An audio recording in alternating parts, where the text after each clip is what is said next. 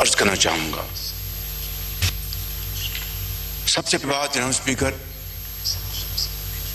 اس معزز ایوان میں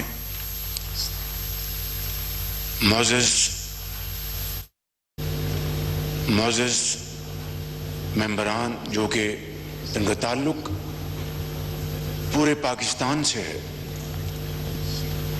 یہ سب انتہائی لائق احترام ہے، اور یہ معزز ایوان ایک گھر کی طرح ہے جس میں چاروں صوبوں کے افراد یہاں پر منتخب ہو کر آئے،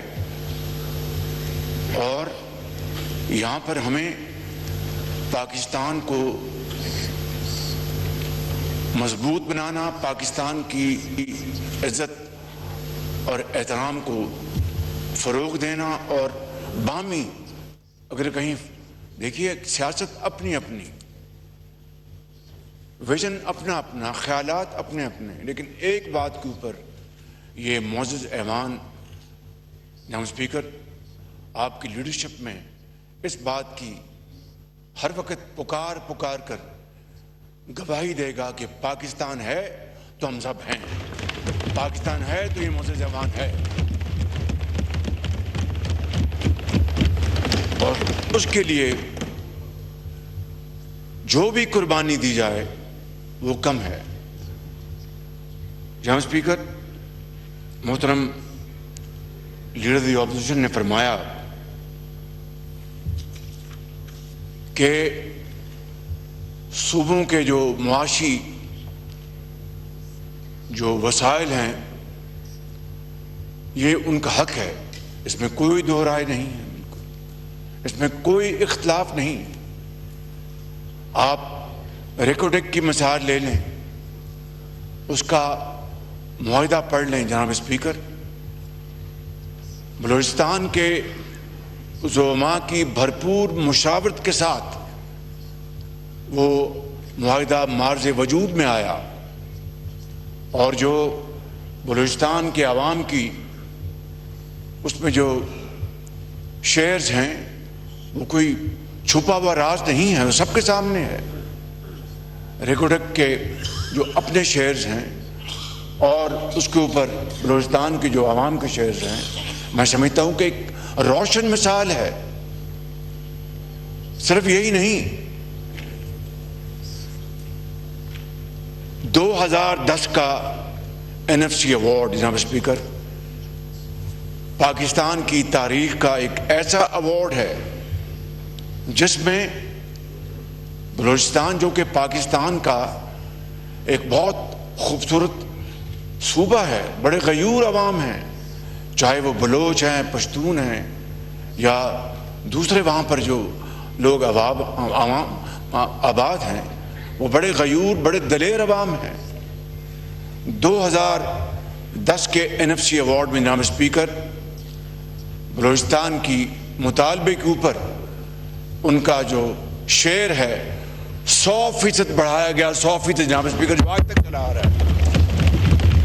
اور یہ کوئی بلوچستان کے عوام کے اوپر کوئی احسان نہیں تھا، چاروں صوبوں نے، اور سب سے زیادہ پنجاب نے اپنا شیئر ڈالا، اور مجھے آج بھی فخر ہے جناب اسپیکر کہ پنجاب نے، مجھے اگر وہ فگر آج بھی یاد ہے تو 11 ارب روپے سالانہ، اور آج ہم 2026 کے وسط میں ہیں جناب اسپیکر، اس کو ضرب دے لیں تو یہ 100 ارب روپے سے زیادہ تجاوز کر جاتا ہے۔ یہ کیا ہے؟ یہ کوئی احسان نہیں۔ اگر 4 بھائی ہیں تو چاروں کو، اگر ایک روٹی ہے تو چاروں ایک روٹی کو بانٹ کے کھائیں گے۔ اگر جب اللہ تعالیٰ سب کو ایک ایک 2 روٹیاں دیں گے، وہ سب اس کو مل کر کھائیں گے، اور خوشی سے وہ دعا کریں گے اور اس کنبے کو اور آگے بڑھائیں گے۔ جناب اسپیکر، اس میں سندھ نے بھی کنٹریبیوٹ کیا، اور سب سے زیادہ اس میں کنٹریبیوشن پنجاب کی ہے۔ بات یہیں پر نہیں، میں صرف یہ کوئی احسان جتانے کے لیے نہیں، صرف یاد دہانی کے لیے کہ جب ایک گھر بھی جب چلتا ہے تو جب تک کہ وہاں پر بڑا وہاں پر معاشی اور معاشرتی انصاف نہ کرے تو گھر بھی نہیں چلتا ہے جناب اسپیکر، چاہے جائے کوئی ایک ملک کو چلایا جائے۔ تو میں سمجھتا ہوں کہ اسی طریقے سے ابھی بات ہے، اور جناب ہمارے جو لیڈر اپوزیشن کو اچھی طرح علم ہے کہ وہاں پر جو زرعی ہمارے بلوچستان میں ہمارے زرعی بھائی کسان ہیں ان کو سولر پینل دیے گئے، 75 ارب روپے اس کے اوپر لگے اور 50 وفاق کے خرچے جناب اسپیکر۔ یہ ایثار، قربانی، بھائی چارے کی یہ ایک داستان ہے۔ میں یہاں پر اس بات کو آگے ختم کرتا ہوں یہیں پر۔ ابھی جو گوادر سے لے کر چمن تک جناب اچکزائی صاحب کا جو اپنا گھر ہے وہاں تک وہ جو روڈ بن رہی ہے ڈول کیریج وے، وہ ہائی وے کے معیار کے مطابق ہے، اس کے اوپر جناب اسپیکر 300 ارب روپے سے زیادہ خرچ کیا جا رہا ہے، سارا وفاق کر رہا ہے جناب اسپیکر۔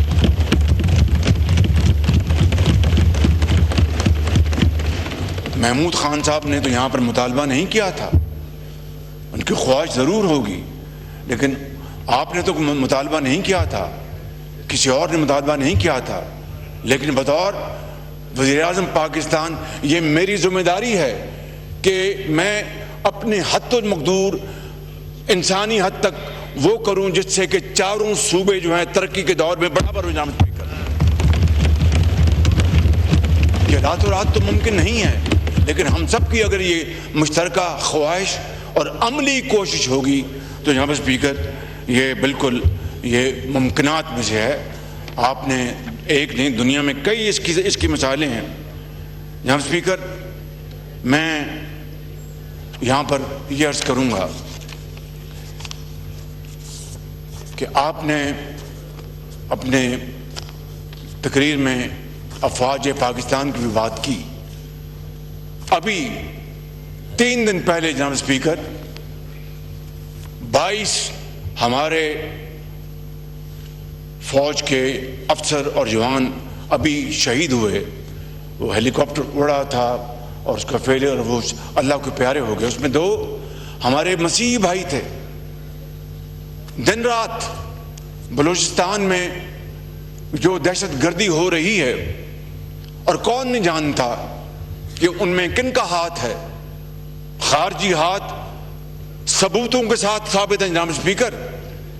ان کو مالی ان کو مدد دی جا رہی ہے، ان کو تکنیکی مدد دی جا رہی ہے، اور ہر روز کہیں نہ کہیں یہ دہشت گردی کے واقعات ہو رہے ہیں۔ اور جس ڈیورنڈ لائن کی آپ نے بات فرمائی وہ آپ کا ایک اپنا خیال ہے، بالکل ہم اس کا احترام کرتے ہیں، لیکن سیکورٹی کے لیے، پاکستان کی سیکورٹی کے لیے، عوام کی حفاظت کے لیے اگر وہ لگائی گئی وہاں پر باڑ، تو میں سمجھتا ہوں میری نظر میں وہ ایک بالکل مناسب اور صحیح قدم تھا، بالکل، کہ اگر اس سے دہشت گردی کے حوالے سے ایک بچے کی بھی جان بچتی ہے تو میں سمجھتا ہوں کہ وہ پوری کی پوری رقم جو 2000 کلومیٹر کے اوپر جو پھیلی ہوئی ہے، وہ رقم جو ہے وہ اگر اربوں روپے میں ہے تو میں سمجھتا ہوں کہ ایک بچے کی جان بچی، تو میں سمجھتا ہوں کہ وہ رقم جو خرچ ہوئی بالکل جائز خرچ ہوئی ہے۔ اور کے پی میں جو دہشت گردی دن رات ہو رہی ہے جہاں اسپیکر، جہاں پر لا انفورسنگ ایجنسیز، پولیس ہے آپ کے سول آرم فورسز ہے، وہاں پر افواج پاکستان دن رات ان دہشت گردوں کا مقابلہ کرتے ہوئے جوان، کڑگل جوان اور سپاہی افسر شہید ہو رہے ہیں۔ جناب اسپیکر، میں آپ کی خدمت میں عرض کروں گا کہ ان شہداء کے بچے، ان کے والد جب اپنے بچوں کو اور اپنے بیوی کو اور اپنے والد اور والدہ کو یہ کہہ کر جاتے ہیں کہ امی میں آج جا رہا ہوں، واپس نہ آئے تو ان بچوں کا خیال رکھنا۔ جناب اسپیکر، وہ افسر اور جوان جو شہید ہوتے ہیں اپنے بچوں کو یتیم کر جاتے ہیں اور قوم کے کروڑوں بچوں کو یتیم سے بچاتے ہیں۔ جناب اسپیکر،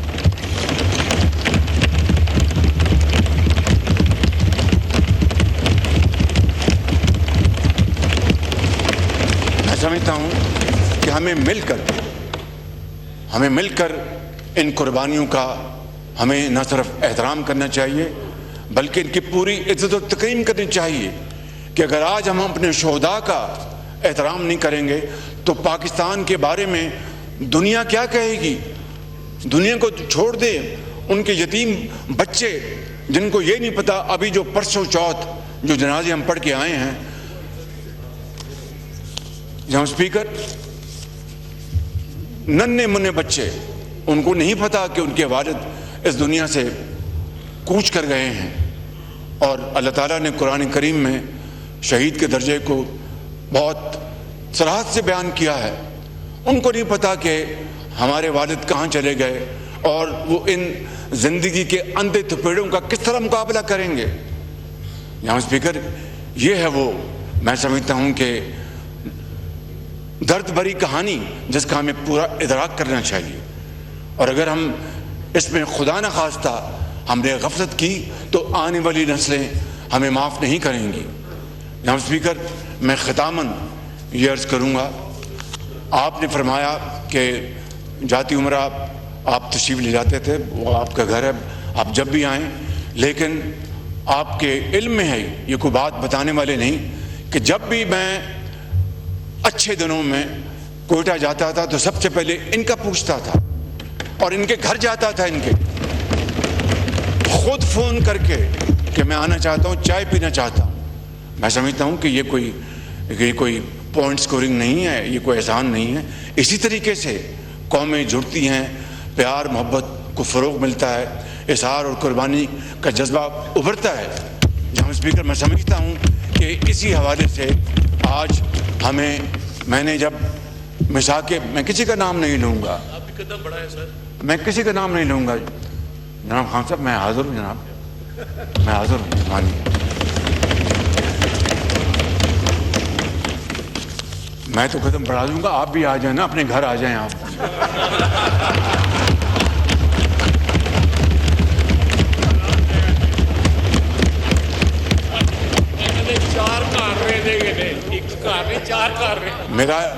मेरा इनसे बहुत भाइयों वाला ताल्लुक़ है, बहुत भाई वाला ताल्लुक़ है। इशारों में मैं देखता हूँ, ये कहते हैं कि मैं मजबूरी यहाँ खड़ा हूँ या मैं यहाँ आना चाहता हूँ।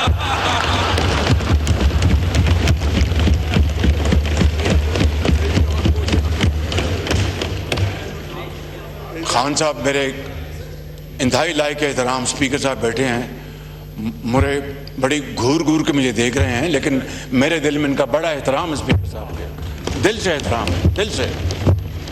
और एडवोकेट साहब भी बैठे हैं, इनका मेरे दिल में, और हमारे जो मुल्तान के हमारे जो हैं बैठे, ये सब हमारे भाई हैं। जनाब स्पीकर, कोई लड़ाई नहीं, सिर्फ आइन और कानून और जमहूरियत को फ़रोग़ देने के लिए मैं आज फिर, उस वक़्त मैंने मिसाके जमहूरियत की एक मरतबा नहीं, ये सब गवाह हैं, तारीख़ के और आग गवाह हैं, आपका रिकॉर्ड गवाह है कि मैंने उस वक़्त बतौर लीडर द ऑपोजिशन एक मरतबा नहीं, एक से ज़्यादा मरतबा कहा कि आइए मिसाके जमहूरियत की तरफ बढ़ें, आइए मिसाके मस्जिद की तरफ बढ़ें।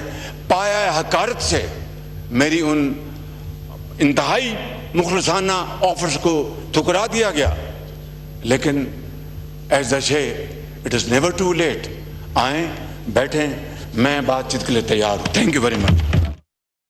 इस्लामाबाद कौमी असम्बली का इजलास वज़ीर-ए-आज़म मोहम्मद शहबाज शरीफ खिताब कर रहे थे। उनका कहना था पाकिस्तान को मजबूत बनाना और उसकी तरक्की के लिए मिलकर काम करना है। उनका कहना था पाकिस्तान है तो हम सब हैं। कहना था बलूचिस्तान के अवाम बड़े गयूर हैं, पाकिस्तान को मजबूत बनाना और उसकी तरक्की के लिए मिलकर काम करना है।